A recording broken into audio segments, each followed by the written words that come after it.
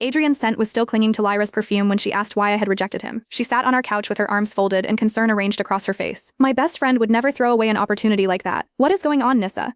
In my first life, I would have defended myself. This time I watched the pleasure flicker beneath her concern. Since when did my choices need your approval? Her mask slipped. That was all the answer I needed.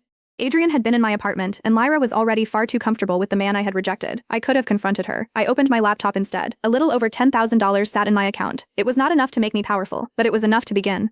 I remembered the trade routes, the suppliers, and the shipment whose loss would turn a common herb into the most valuable commodity in the city. I would control the Moonshade supply. Lyra kept asking questions. I took my coat and left her talking to an empty room. The underside trade center was packed with wolves and bargaining voices. I moved through the trade center with purpose, recording prices, stock, delivery schedules, and every supplier who might sell early. By the time I reached the exit, my future was no longer a wish. It was a plan. Nissa. Alpha Damien waited outside with 2 guards behind him. His territory lay across the state, yet he was waiting outside the same trade center. He dismissed his guards with one gesture and walked toward me. Adrian carried power like a threat.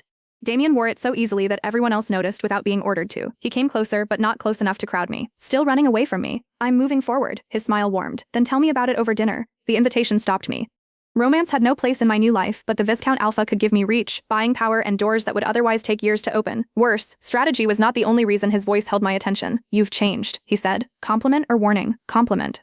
His gaze stayed on mine. Dinner. With me. Tonight. Before I could answer, Sylvia's voice cut through the market. How dare you cheat on Alpha Adrian? The crowd went silent. Sylvia pushed to the front, ready to shame me in public. Once, that would have worked. I faced her.